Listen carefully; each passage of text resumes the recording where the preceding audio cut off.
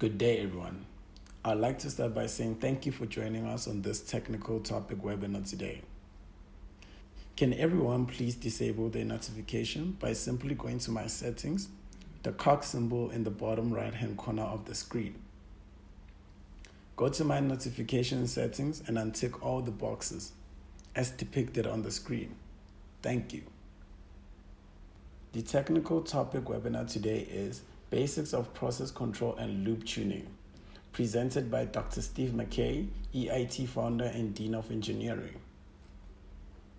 Within the next 2 business days, an email with a link to the video recording and a copy of the PDF slides will be sent to each participant who registered for the webinar. Please keep an eye on your spam folder. For attendees of our technical topic webinar who are present in person, we offer a complimentary digital certificate of attendance.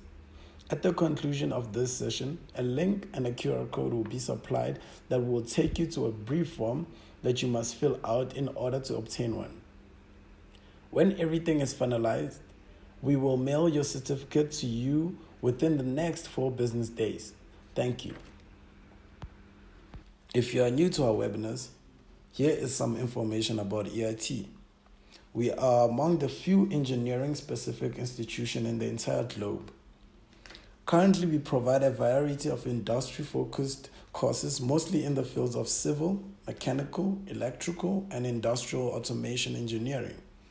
These courses vary from short courses to Doctor of Engineering degrees. Since all our courses are provided both online and on campus, students may study from anywhere in the world while also having the option to study engineering in Australia if they want to.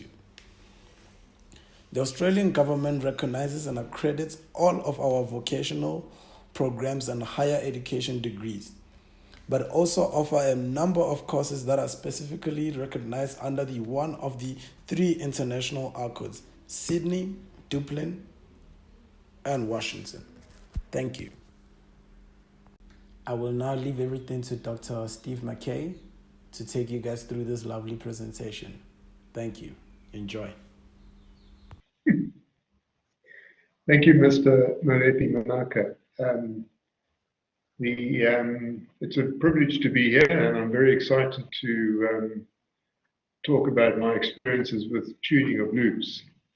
So I've basically been Dean of Engineering at EIT for some time, and as with most of these jobs, I'm surrounded by people considerably more brilliant and more experienced than I am. So it's always good to be surrounded by such good people, and the focus obviously is on practical outcomes. And I always quote from our chum, Mr. Mandela, Nelson Mandela, which is the education is the most powerful weapon we can use to change the world. I was just looking at a comment this morning, with countries struggling with massive poverty and shortage of money, etc., etc. And at the end of the day, if you've got good quality education, you've got practical outcomes in your education system, you've got a pretty good chance you can change the situation. So that's our mantra here. We love education and we like a practical outcome.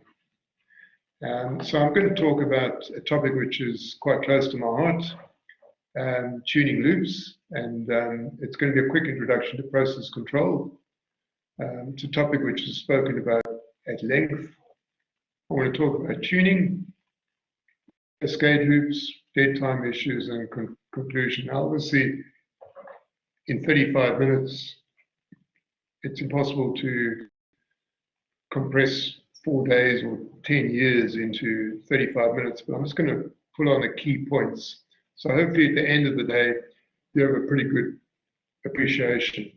If you are an absolute guru in the topic and you've been working in tuning of loops for the last 20 years, you're probably not going to learn much. I'll probably learn a lot more from you. And so we'll see how this goes. As I said, the approach is a practical outcome. So the first thing, let's talk about process control. And I noticed over the last 10 years, there's probably less emphasis on process control. People talk about industrial automation a lot. And I'm going to ask you a few questions as I go through this presentation. Most of the time we talk about industrial automation, and process control is probably not as bandied around as it used to be, which is a shame actually, because it is a really good, interesting area. We talk mostly about industrial automation. Now, this little diagram here gives you a little bit of a view of the issue of what the whole topic is. And I must say, I did the usual education at universities. I didn't learn much, I must confess.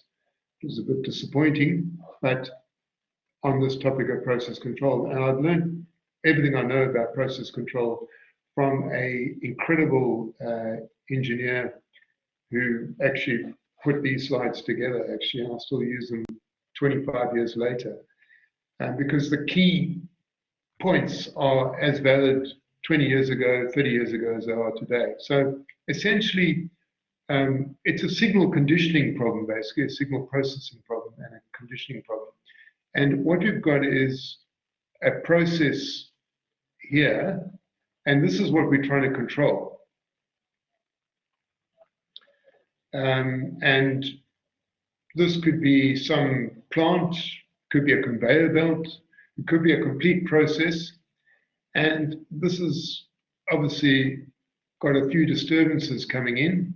And this diagram, by the way, is very, very simplistic. It's not trying to make anything too exotic. And in fact, we've simplified quite a few of the control blocks and put them together into one block, and particularly the process. So the process here actually has a controller here. So you could have a control valve. And obviously, coming out of this, we may be measuring a temperature, pressure, flow, and we're feeding all this information back. And we're feeding it back to the controller. And this animal over here, the controller, is what you have control of. So you use this guy here and you manipulate the parameters here to take control of the process. So it's a pretty straightforward concept, but in this controller here, you've got a set point, which is what your target value is. You've got a process variable, which is what you're measuring, and then you've got an output. And you often hear the term manipulated value, etc. So this guy here has got to come up with a signal out to control this valve, perhaps, and you obviously want to get a response coming back here. And this is obviously called feedback control. And the challenge with feedback control is that it's delayed. So it's a bit of a problem in that you've got a bit of a delay. So if you look at these little signals here, if you trace this through here, you'll see I've got an output here, and this little black, if you look at the black bit here, we've got a little bit of an output here, and we are controlling the process. And if there's a 180-degree phase shift through the process due to delays, you're going from this little thing here to something looking like that. So there's a 180-degree phase shift across the process. And that then comes through into your controller, and then you take some sort of action based on that. But can you see there's a phase shift? So if you remember when you're talking in a microphone with a speaker nearby you, you get feedback. It's because you've got this feedback going through. And of course, if your gain, the actual amplification is big enough, you will get the signal going round and round and getting bigger and bigger and bigger, which obviously you want to avoid. So the ultimate point of the control is that you want to be able to change your set point like that, and you want your process variable just to follow up neatly and without any problems. If you don't tune your loop properly, you get something looking like that, which obviously is bad news. So we make sure that we select the right parameters here. And there are typically 3 parameters that you will set in the controller. So I suppose the big thing that we can change here is obviously the gain. And we can also change some of the constants, T int and T. These are 3 constants we can change in the controller. Can anyone tell me why, when we set the controller up to look for loop tuning, we only have proportional control? In other words, we're only multiplying by a gain value. Can anyone text in the box? Why do we only look at, when we're working with the controller for loop tuning, why do we only look at changing the gain? We don't change any of the phase changes. So phase means that you've got signal looking like that, and that may be a phase shift. So we don't have any phase shift in the controller. Can anyone tell me? Can you text in the box?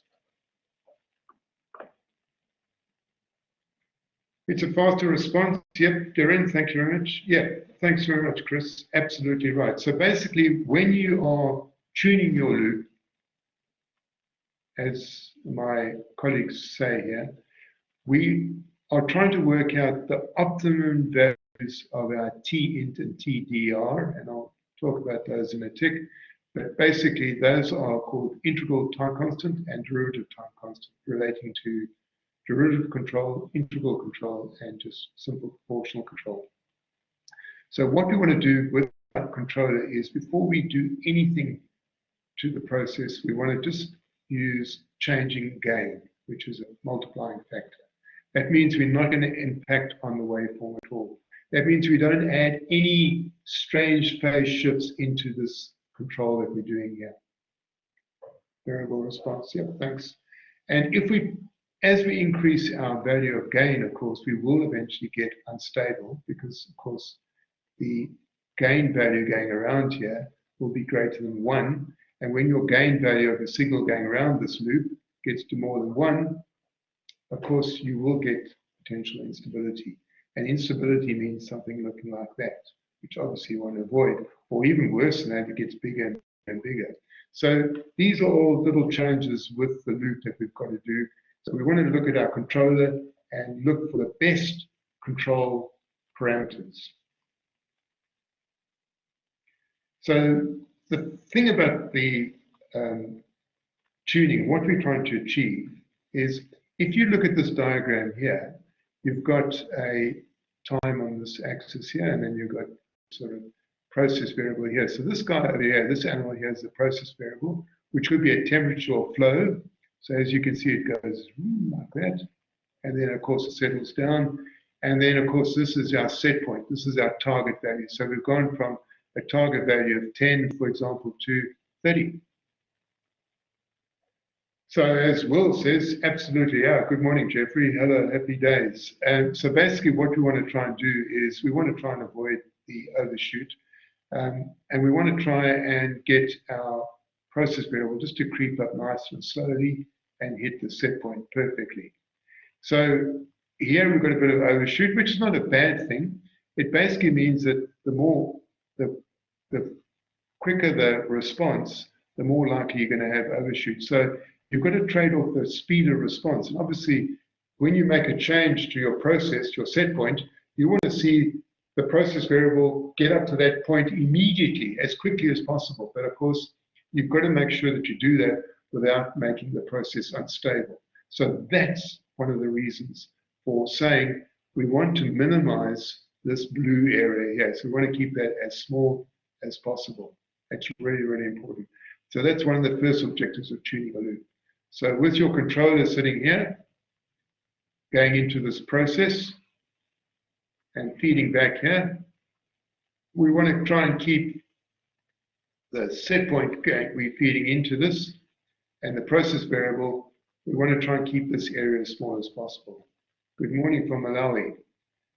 doing that. So those are really important. The other thing is minimize amplitude of error squared. It's basically saying the same thing as before.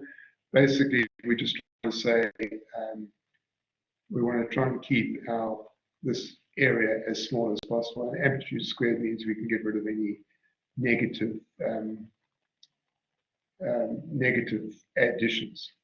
A few other points of tuning which we often forget about: minimize wear and tear. Why would that be an issue with tuning a loop? Can anyone tell me? If you can text into the box. Why would wear and tear be an issue with tuning a loop? Surely that's irrelevant, completely irrelevant. Please tell me, why do we need to minimize wear and tear? Damage to equipment. Yeah, can you imagine a perfectly tuned plant? Everything is just spot on. The process variable goes up to the set point exactly. Bingo, it's arrived. But then, of course, there's a slight change, and then you're changing your valve setting again, and you're controlling your valve, and you're tweaking it up and down and back again, trying to keep that process variable spot on. You'll destroy your equipment. So the point to make is that with your control action, you've got to make sure that in your achievement of the ideal world, you don't destroy the actuator or the control valve. So really, it's very important. Thank you very much, Vernon, and absolutely right. So yeah, I've got a whole series of comments there. Avoid damages, avoid early failure and breakdown, absolutely spot on. Damage to instruments. So, okay, instruments not so much valves. Okay, a valve is not an instrument as such. The instrument is what we're measuring, but valves, absolutely right, Bernard. And obviously keep wear and tear to a minimum, absolutely right. And Arvin has put his finger on the word, the magic word, valve hunting, which we've got to obviously avoid the valves moving backwards and forth. So obviously that's an important issue. So no overshoot at startup. Now, why would you ever have an objective like that? So what we're saying here with tuning is that I've made a set point change, and I don't want to go anything like that. I just want to go like, let me just change my color, sorry, color to a nice purple. I want to go like this. Why would you have no overshoot at startup as a possible objective? I mean, most of the time we don't have an objective, but why would you have an objective like that? Yeah, you don't want to shock the process, temperature level limits, absolutely right. Thank you very much, Craig. Say you're filling up a tank with NaOH, caustic soda. The last thing in your mind is to have any overflow, otherwise you're going to have huge problems. So, you want to just creep up slowly at all times. Do not even try anything, because if you have overshoot like that, the stuff will go over and then it'll drop back down again. So you want to make sure that the stuff feeding into your tank doesn't overflow, or you're pressurizing a cylinder or something like that. So no overshoot at startup. Not always an objective, but it could be an objective. And then the final thing is and this is a point I just want to make about tuning of loops.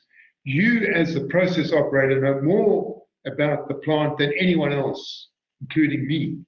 So all the theory in the world is useless when it comes to someone who knows that plant. You know your plant intimately. You know exactly how she works and what happens. You know that when you're changing the valve settings or the conveyor or temperature settings. So you may know of certain disturbances in the plant and you want to minimize the effect of those. So that's another aspect of tuning. So those are all really important points. Now, I just want to tell you this now. One of the funny things I always find fascinating is that with this presentation is on loop controllers and the process, and it's an interesting topic, and for an engineer, a control engineer, it's a fascinating topic because you're looking at all sorts of clever things here with PID loops, and I'm going to talk about PID loops now. But one of the it's a very interesting topic. But can anyone tell me what is more important than tuning your loop? What's more important than tuning a loop? What do people often forget? We have all these people in the control room doing all sorts of exotic things with tuning loops. What is the most important thing they often avoid? Yes, yes, absolutely right. As I say, I better use simple English. I better not use any naughty words because I'm doing a presentation to lots of people, a few thousand or whatever going to listen to this. But you want your instruments to measure properly, and that's something which I always have tears in my eyes when I walk into a plant and I see all these guys with lots of effort, with PhDs behind their names and control theory, tuning loops, but they've forgotten the most important thing in the plant, the process measurement. And that, to me, is a crime. It's a crime against engineering. So, you know, we've got to really figure out that this stuff here, coming through here, the instrument is probably the most important thing. And that is the most neglected animal on the plant. Perhaps a second to the valves and the actuators, but that's nothing. So please always remember, until you've got your instrumentation sorted out, you're wasting your time on the tuning of loops. And yet, of course, when you run courses, the most popular course is always the loop tuning course. And the instrument course, yeah, look, mate, I'll do this. This is a really hard topic. So, you know, working with instruments, I always get stuffed up with, you know, alumina and dust and rubbish and damage and stuff like that. So I can't be stuffed about the instruments. But the instruments are actually the most important thing in the plant. And we have to always remember that, because if we have nonsense coming in, we'll have nonsense going out. So please don't forget that point. Now, time is always short on these presentations, so I just want to squeeze in now a few, there's a whole lot of slides here, and I just want to talk a bit about the PID. The PID, I'm always staggered that, you know, 50, 60 years later, that we're still using them, because they are a workhorse. Can anyone tell me what PID means? This is the basic parameters for a loop. What's PID stand for? Proportional integral derivative. Thank you, Taylor. Thank you very much, Taylor. Exactly, thanks. So basically, you guys know more than I do. I must tell you this now. So basically, we've got three potential settings of your controller. So you have P, I, and D. Now, the P is basically for proportional control. Now, the problem with proportional control, if you only use proportional control, and to be honest with you, I'll come back to a point now, you never really use proportional control. Most of the time, of course, we always use PI control, but you will use proportional control. You always get, if you've got a target value there, you will find that your process variable will always settle with a slight offset. So we always need to add a bit of integral control in just to get rid of that offset. So that's why we have integral control, or most of the time PI control.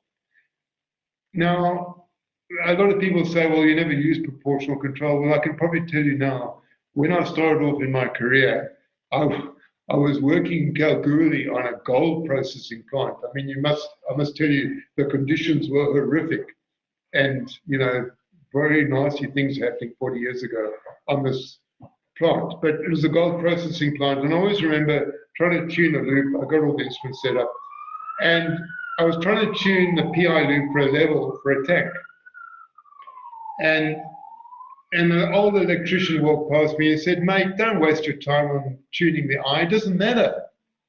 So I said, no, you always got to have the PI. It's very important, proportional control. He said, it doesn't matter whether you 20% level or 30%, it's just an overflow tank, so no one actually gives a stuff, mate, so don't worry about it. And he's right. So proportional control in a lot of conditions is fine.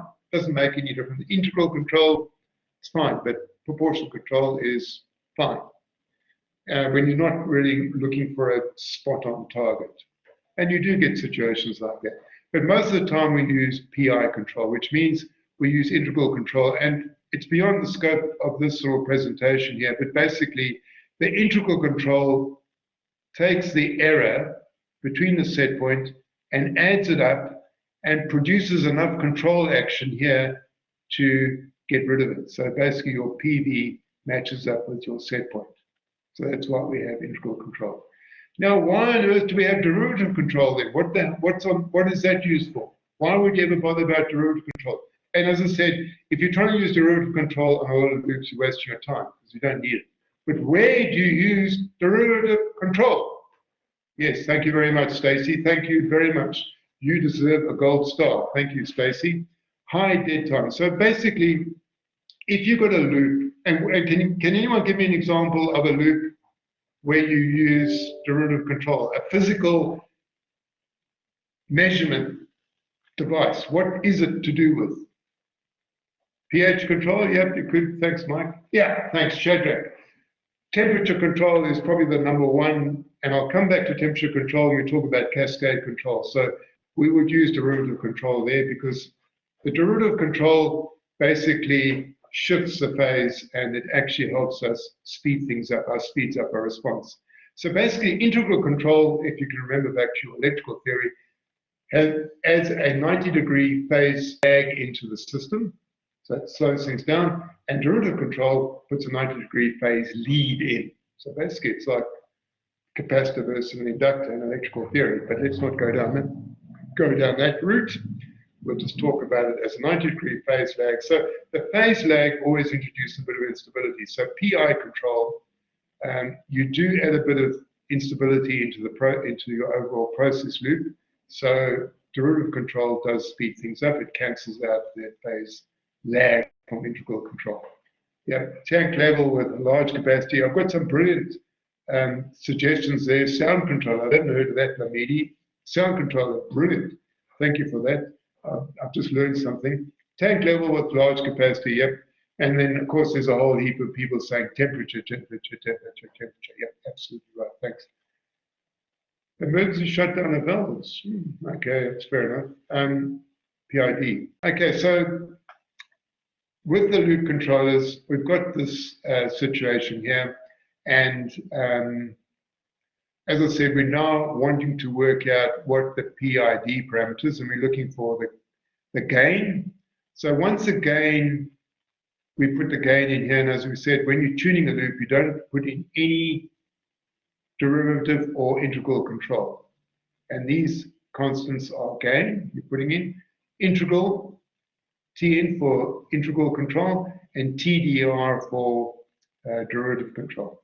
So when we're tuning a loop, we're just fiddling around with our gain there, because if we put any of these in, we're going to add a 90-degree phase lag or lead into the system, and it's going to mess up what we're trying to do. So we want to work out the K value, and from that, we can then work out these constants here. Now, the two methods of tuning, of course, are, and it doesn't require much imagination, and I'm sorry to talk so long because there's a lot I want to say and I don't have enough time to say it. The two forms of tuning are, I'm giving you the very theoretical versions, because obviously in the practical world we actually have a modified version of these, but open loop tuning is simply make an output change to your controller. So we have manual mode. So this controller here, sorry about all the rubbish scribble on the screen, this controller would be put into what we call manual mode. And manual mode means you're ignoring any input coming in here, you're purely controlling your output. When you put it into automatic mode, you then obviously are looking at your process variable, calculating what the difference is, and then multiplying it by this gain. So you've got K times the error. The error is the difference between the process variable and your set point, and then it comes to the output there. So we're just fiddling around with the gain, and when we're in manual mode, all you're doing literally is changing the output. And that's what we do with the open loop tuning. So basically make a step change, observe what we call the reaction curve here, and this is what we've got to look at, the reaction curve, the slope, and the effective lag. So that distance there, you draw it down like that, often very hard to work out. And you'll find software does this for you these days, but it's important to know what's going on behind the scenes. So that's very simple. Okay, so Ian, I wouldn't recommend the Ziegler-Nichols method ever, definitely not, but I'm going to talk about it. What you do is you use a modified version of Ziegler-Nichols. So what we're going to talk about is continuous cycling Ziegler-Nichols method. But in the real world, and I don't have the time to do it here, we actually use a modified version of Ziegler-Nichols to do the extraction of the necessary constants. So with Ziegler-Nichols, which is what I'm going to try and do now, we find the critical value of K for continuous oscillations. So basically, if you can think about the process, here's your controller, here's your process, and what we're doing is we're looking for a value of gain here, which will cause something like that. And once we've done that, once we've found that gain, we can then work out our tuning constants. Now, you will be looking for a new job very quickly if you use Ziegler-Nichols on your plant and you have a continuous cycling going on like that. You won't have a very happy boss, manager of the plant, if you're doing tuning loops. So you can never do it as idealistically as like that. So basically the way we will do it is you will try and get a overshoot and then look at the parameters there and the overshoot value, etc. But this is just to show you the theory behind the scenes. So once you've got this gain, that tells you when you've got this, it means that you've got a 180-degree phase shift around here, and you can then work out your tuning constants. Now, the only other thing you need to extract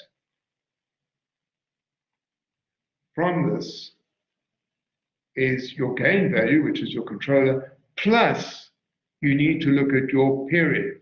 In other words, how long is your cycling going on? How long is it going for? So in essence, how long is that going for? And that is the other parameter you put in to your controller. So once you've got these parameters, then you reduce your K, and of course you ensure that your integral and derivative control pulls right back. So you'll never ever see a tuning, you'll see perhaps a slight overshoot and then something like that. So that's what we're aiming for. So this is the approach. What we're doing is we take the controller, increase the gain until we see this particular thing. So this is the ideal world. In the real world, you will be looking for a new job if you try and use continuous cycling. It's the ideal world. We always pull back and go well before it. But it's important to understand what we're trying to do, so it's worth going through this, because we use a variation on this. So the first thing is you put the controller into proportional control only, so don't use any integral, otherwise you're adding a 90-degree phase lag or a phase lead, so you don't want to do that. You put the controller into automatic mode, make a step change at set point, and then you double the value of K until you get continuous cycling. And then you calculate your tuning constants. So typical values here, I've got a question to ask you guys. This is the calculation of your tuning constants. So if you're only using P control, which as I said, you're unlikely to, but can you see here, we have 0.5, the ultimate K, which is when we get cycling. But as I said, we're very unlikely to use this one, but this one is probably the most likely to use. You can see here we've got a T int, and we take period here, and the period, as I said, is the time from there to there. So it could be 2 minutes, maybe 60 seconds, and you put those numbers in here in minutes or seconds, minutes. Now, can anyone tell me why is the gain here 0.45 less than the gain there? What are they doing there? And why is the gain there greater than either of these? How can you possibly do that for PID control? Can anyone tell me? First question is, why is the gain slightly lower for PI control than for P control? Why have they been more conservative in their settings? So the lower the gain, the slower the response. PI as an offset, yeah, it's true. Yep, I mean, you're driving at the right point. Yes, thanks, Will. I slows down, D is faster. Absolutely right. Thank you very much. Go to top of the class. Thank you very much. So basically, absolutely, you guys are spot on there. What's happening is that with P control, you're not adding any integral control. So there's no 90-degree phase lag in the process. No phase lag in the process here. So basically, no phase lag means that you can have a more aggressive gain.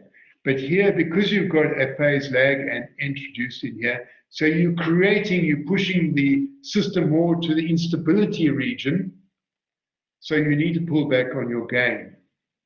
But with PID control, because you can be more aggressive about your gain here, you can give some more kick to it, because you've got the derivative control here, which has a 90-degree phase lead. And this has a 90-degree phase lag. So this tends to counteract this and neutralize it, and allows you to be a bit more aggressive with your gain there. Mizu, I'm sorry you can't hear me, and I'm sure my good colleagues will try and help you. So here's a few examples of typical lags. Unfortunately, time is tight.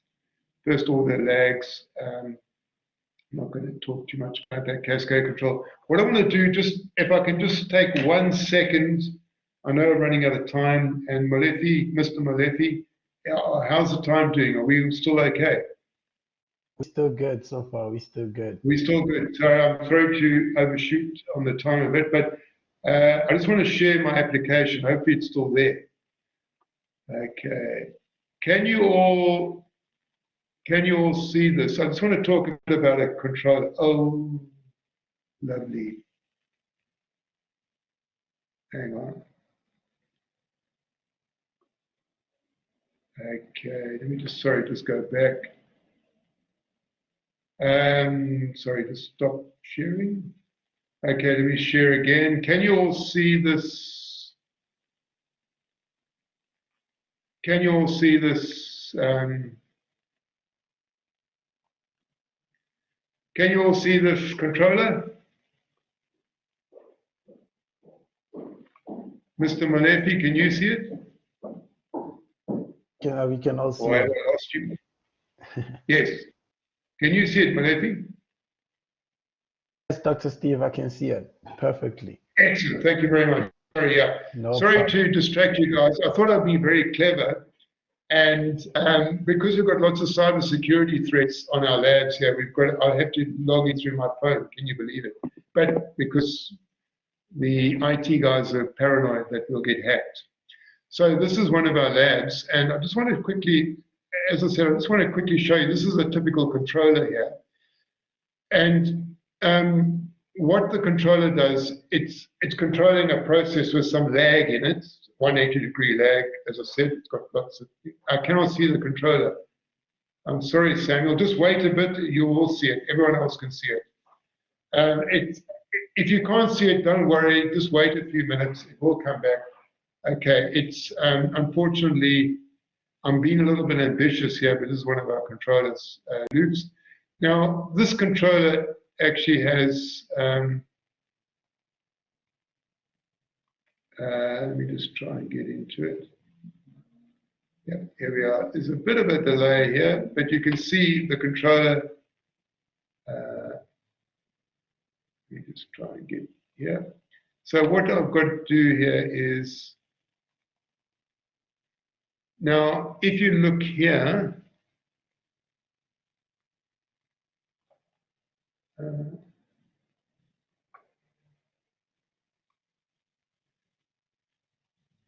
if you look here, I've got these various parameters. I've got gain, reset, and derivative. So these are my things here. So can anyone tell me, when you look at those parameters there, gain, reset, and derivative, what mode am I operating in?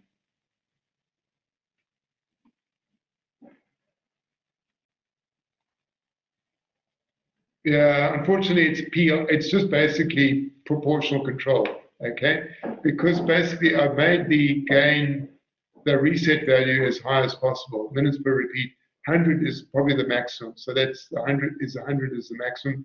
Basically means that virtually very little integral action. So there's a little bit of interaction, but virtually. So all we've got is essentially a gain of 1.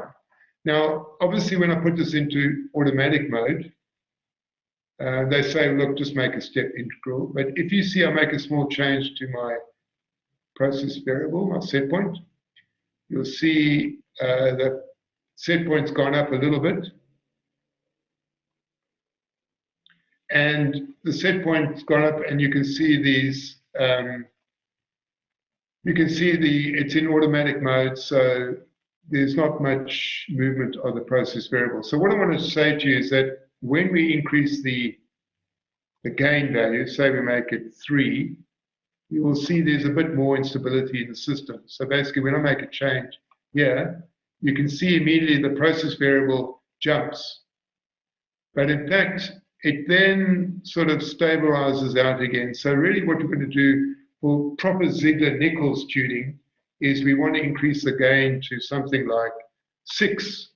And as I said, we don't really have the time here to go into this too much detail. But as you can see here, we've got a situation where you've got instability with Ziegler-Nichols, and you've got a changing process variable, the output, and the process variable, of course, just drops off again. But as you increase the gain value, you get more and more instability in the system. So if you change it here. Yeah, so as you increase the value of the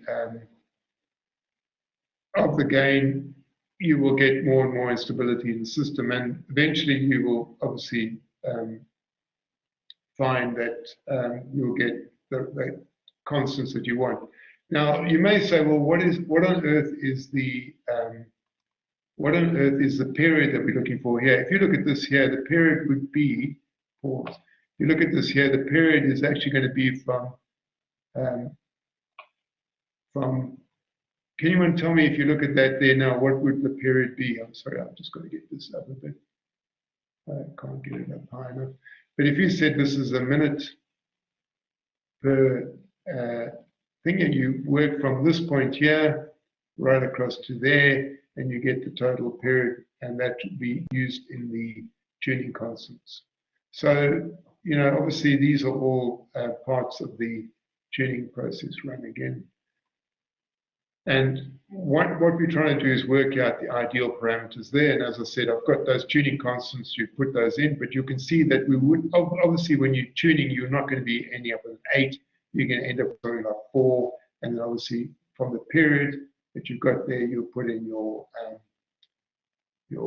reset and your derivative value. Reset is the integral value. Now, time is tight, so I'm just going to quickly go through the other. It looks like a delta V. Yeah, you're right. The guy who wrote the software was an extraordinarily talented engineer from Texas. And he unfortunately died last year. Amazing guy, very huge, a chemical engineer, and very clever guy. But anyway, let me just go back, stop. So to go back to the slides again. Where are my slides?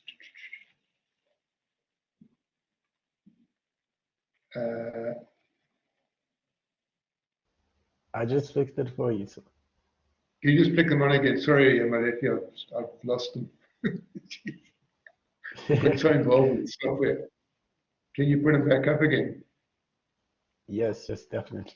Thanks so much. Yeah, sorry, it got a bit tangled up there. You- So You're just in essence, navigate to the right. oh yeah, thanks. Oh, thank you so much. Thank you. I'll just quickly jump on. So I just want to squeeze in. I know I've been hugely ambitious here. I can't. Okay, loading file. Okay, great, brilliant. Okay, sorry. Yep, brilliant. Ziegler Nichols. So in essence, what we do is we're taking those for those tuning constants. As I said, you're never going to put a plant into oscillation. You're going to always have a damped set of curves, and there's a formula, very simple formula to work those out. The constants out. Now, I just want to talk a bit about cascade control because there's two other last topics here, and I know I didn't mean to talk for so long. I meant to terminate after 35 minutes. There's just two more topics I want to talk about with tuning, and that is obviously cascade control and also dead time. We had a mention about dead time. Unfortunately, the simulator's not freely available. We use got a site license for it. So single loop control. Can you all look at this situation I've got in front of you here? I think we've got a heater here, so we've got sort of gas coming in through here. Oops, slide. We've got gas coming through here. I'm sorry, we've got a burner here. So we've got air coming in, fuel coming in here, and we've got some liquid be heating up in this process here. So we're measuring the temperature here. Got a temperature control loop. Here's your set point, and here's your output. Very straightforward, controlling a valve. But of course, there's a problem here. Can you tell me what the problem is with this particular scenario here, this setup that we've got here? Any suggestions? Anything, pick anything out of your head. Yeah. So certainly there are some problems here. There's going to be changes to the temperature coming in here. Flow rates, flow rate. So basically your flow here, your fuel going in there could be pressure changes here, which means that your flow rate here is changing. But of course, because of the pressure changes here, you don't know there's changes to the flow. So you could find that there's some instability because of this loop here. And you can then say, well, that's a problem. What do we need to do about that? Well, you may need to modify this into a cascade loop. So the solution to this particular problem is to use something looking like this. So can you see we've got the same scenario, but we've got our loop moved there. And now we've got a flow controller here. And the output from this temperature control loop is used to set point to this flow controller. So here we're measuring the flow rate and taking control there and using that there. So this guy over here is actually controlling this flow controller here. So we've tried to improve it. Now, I know some whiz kid here will say, well, there's a simple solution like that. Just have a pressure regulator here, and then you don't need to worry about this cascade control. One of the biggest problems with cascade control is that you've got a fairly complex system. And if you walk into many plants, you'll see that the loops are often running in manual mode because people have given up. And obviously, we're trying to run this in automatic mode or what we call cascade mode. So the idea with cascade mode, tuning of cascade loops, because the focus of today is on tuning, is it's mainly a flow controller. So the cascade controller, we have a flow controller. So the secondary controller here is a secondary controller here is flow control. And there's no derivative control as it's mainly stable. And if you just intuitively look at a flow loop, do you think there's much lag in a flow loop if you look at it technically? Is there any delays in a flow loop, any lags?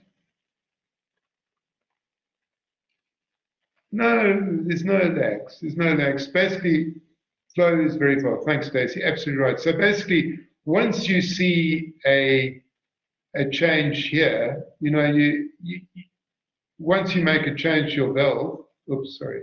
Once you make a change to your valve setting, you'll see the flow change immediately. There's no real delay between here and here. So you'll only ever use a PI controller for flow control.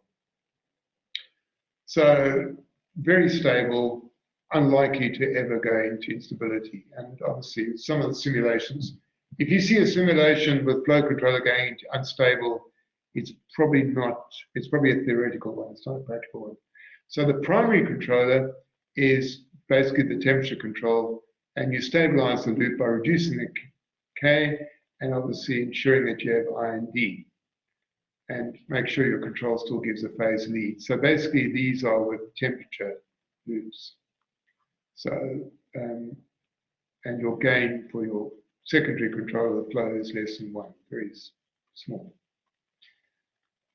Now, I just want to finish off the topic, and as I said, I've overshot my welcome by quite significantly, but I just want to squeeze in one last slide, and that is one of the killers for any PID control, the killer, the thing that makes it absolutely out, thrown in the bin, you can't use it, and that is dead time.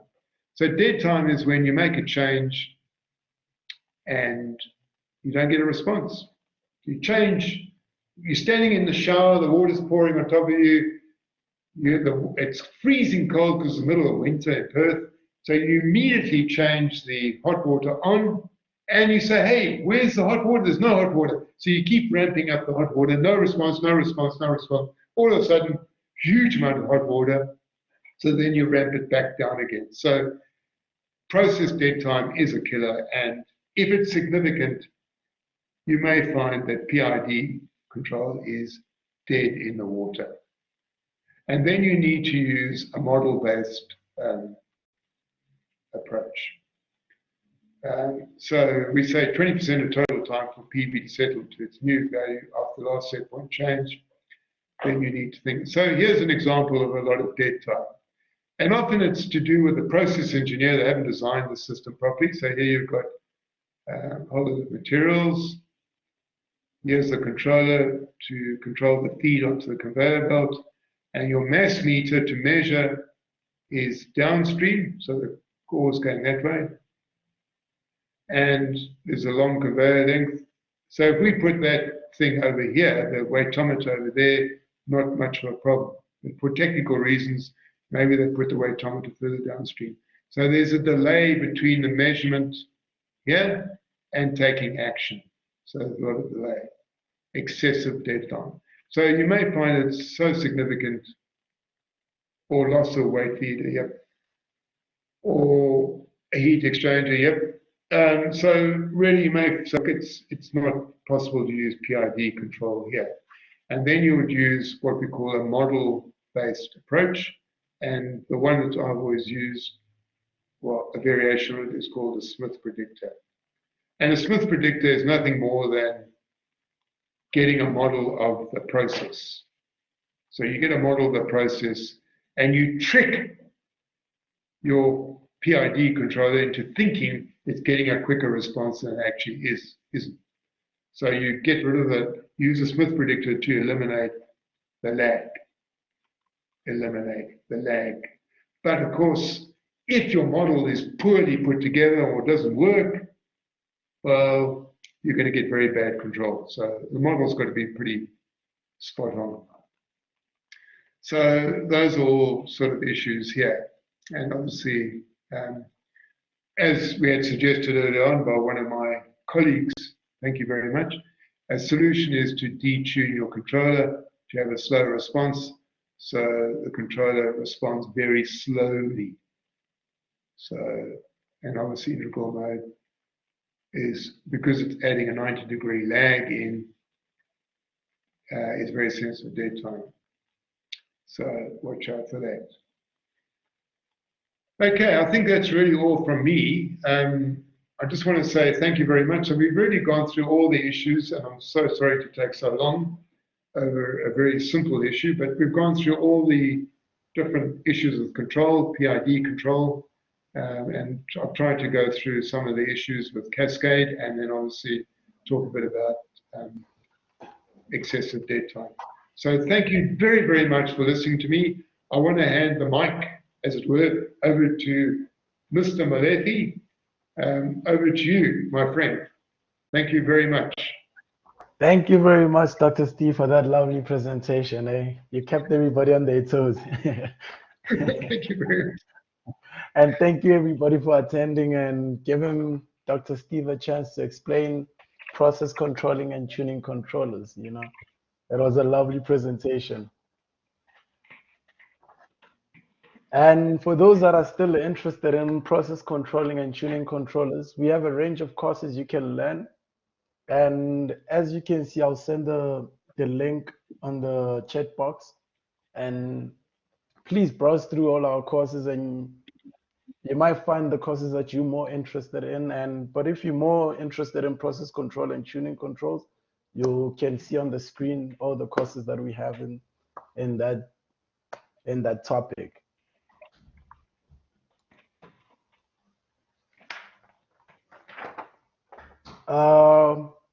We have an EIT virtual open day coming soon, and for those that are interested, I'll put the link in the chat box also. Please guys, attend this webinar. It's going to be a nice one. It's free and you can attend, and as you can see, the dates are there on the screen. And yeah, don't hesitate to come and attend this webinar. We will really appreciate it, as it will be very informative about EIT and everything that we can provide for everybody. And thank you guys. Thank you.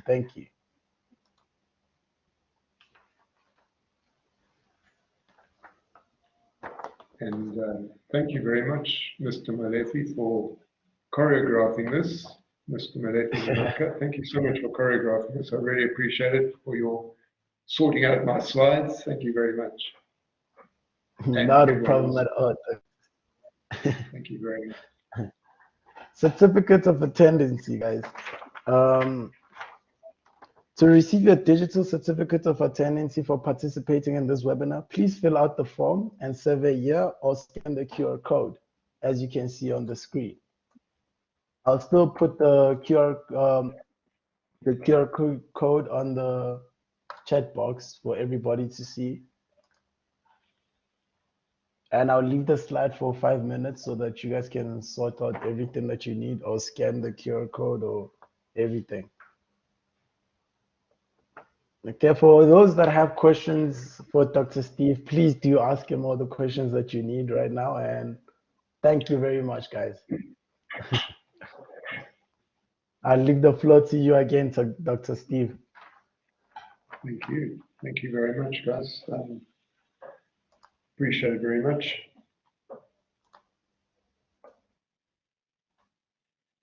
And I'll bid you adieu.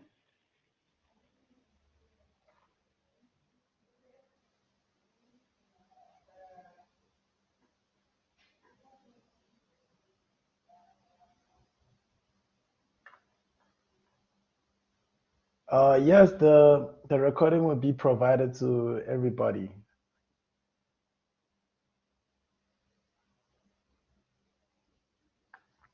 Okay, thank you everybody for attending this technical topic webinar.